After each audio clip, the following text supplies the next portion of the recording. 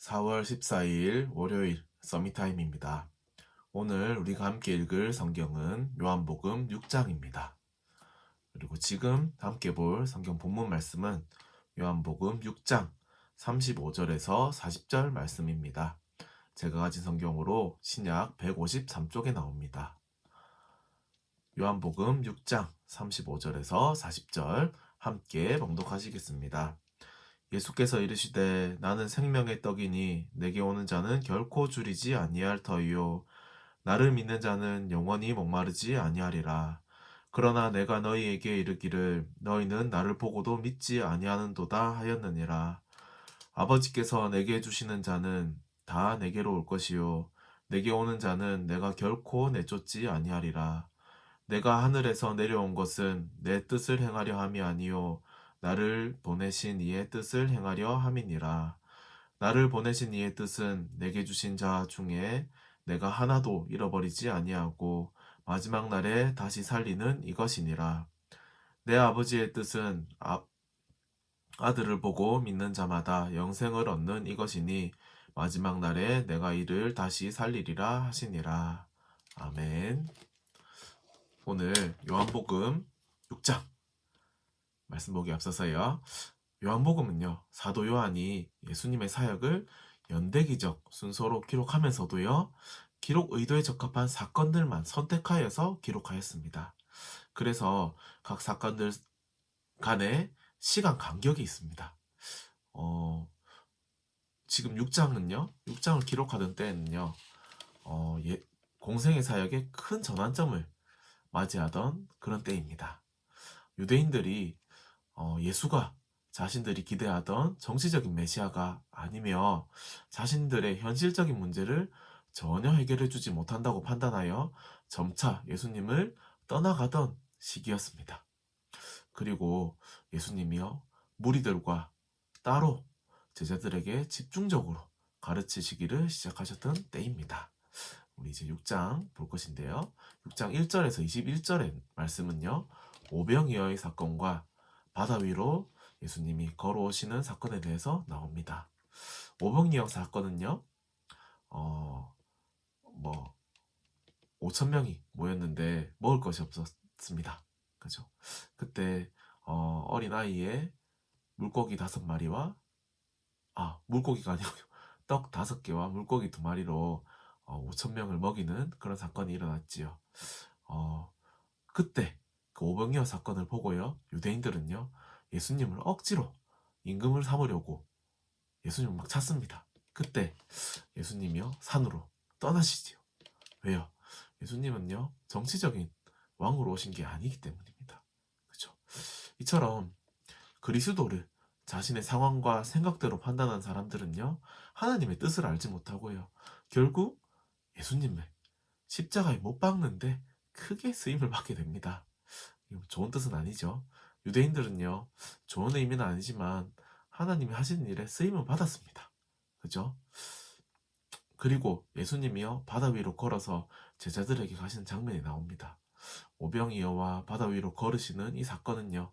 예수님이 천지 만물도 복종케 하시는 능력이 있음을 보여주시는 증거입니다. 그리고 22절에서 51절은요. 오병이어에 대해 오늘 제목처럼 자신이 생명의 떡이신 하나님의 아들이심을 말씀하고 계시는 것입니다. 이스라엘이요. 애굽에서 나와서 광야 생활을 하면서 하나님이 주시는 그 만나를 먹었지요. 하지만 그 만나를 먹었던 이스라엘 백성들은요. 다 죽었습니다. 하지만 예수님은 하늘에서 내려온 살아있는 떡이니 사람이 이 떡을 먹으면 영생할 것이라고 말씀하십니다. 그죠? 그래서요. 그 다음에 이제 세 번째로 52절에서 65절에는요. 유대인들은요. 이 예수님의 말씀을요. 육신적으로 받아들이고요. 어떻게 사람이 자기 살을 떼어 먹게 하겠느냐고 말하고 있습니다. 근데요. 예수님께서는요. 참 생명의 떡으로 이제 십자가에서 살을 찢기시고 피를 흘리시사 자기를 믿는 자들에게 자기 자신을 주실 것을 말씀하고 계신 것입니다. 그런데 제자들도요. 이 예수님의 말씀에 대해 어려워하고 있었습니다. 그 말을 듣고요. 예수님께서는 자신이 하신 말씀이 육신적인 것이 아니라 영이고 생명이심을 말씀하고 계십니다. 예수님께서 십자가에서 언약의 성취를 하시면서요. 그 당대, 그 예수님이 살아계실 당대의 성도들뿐만 아니라 오는 모든 세대의 성도들로 하여금 영생과 천국을 얻도록 믿음의 확실한 근거를 세워주신 것입니다. 그게 얼마나 감사합니까? 당시에 예수님을 본 사람들만, 예수님 본 사람들에게만 예수님이 그리스도가 되신 게 아니고 앞으로 올 사람들, 그리고 예수님이 오시기 전에 사람들에게까지도요, 예수님은 그리스도가 되신 것입니다. 그죠? 감사하지요? 네, 맞습니다. 마지막으로요, 66절에서 71절은요, 베드로의 신앙 고백에 대해 나오는 장면입니다. 마태복음 16장 13절에서 19절의 말씀이 엄청 축약돼서 나타나고 있는데요. 오늘 우리는요, 마태복음 16장 16절의 고백, 주는 그리스도시요 살아계신 하나님의 아들이시니이다. 그리고요, 오늘 본문에는요, 베드로가 이렇게 고백합니다. 주여, 영생의 말씀이 주께 있사오니 우리가 누구에게 가오리이까? 우리가 주는 하나님의 거룩한 자이신 줄 믿고 알았사옵나이다. 이렇게 고백합니다. 이 고백을요, 우리가요, 그냥 입으로만 할 것이 아니라 온전히 이해하고 삶 속에서 누리며 정말 우리의 신앙 고백으로 드리는 하루 보내시기 바랍니다. 또한 마지막에요, 가룟 유다에 대해서도요, 말씀하십니다. 제자들 중 한 사람은 마귀인이라고 말씀하십니다. 예수님은요, 가룟 유다가 자기를 팔 사람인 줄 알고요, 아시고도요, 함께 하시면서 가르치셨습니다. 가룟 유다가 예수님을 팔긴 했지만요, 베드로처럼요, 회개하고 돌아왔으면 어떻게 되었을까 하는 생각을 한번 해봅니다. 어쩌면요, 베드로는 예수님을 3번 부인하고 예수님이 요한복음 마지막에 나오지요. 네가 나를 사랑하느냐? 라고 질문하시면서 내 양을 먹이라고 하셨지요. 그렇게 예수님을 배신했다는 것만으로도요, 아마 배신했다가 예수님께 용서를 받았는데요, 그 베드로가 어떻게 됩니까? 크게 쓰임 받습니다.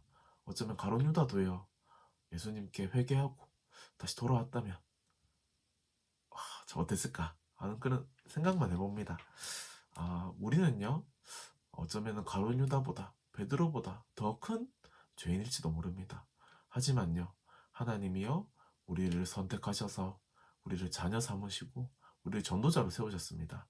오늘 그 큰 은혜를 묵상하시고요, 오늘 우리 성경 속 유대인들처럼요, 우리 생각과 우리 상황에 따라 하나님의 말씀, 예수님을, 그리스도를 이용하는 것이 아니라 온전히 하나님의 말씀을 언약으로 붙잡고 승리하는 모든 한빛 가족들 되시기 바랍니다. 기도하겠습니다. 하나님, 오늘 요한복음 6장을 통해서 하나님이 우리에게 주신 말씀을 온전히 붙잡길 원합니다.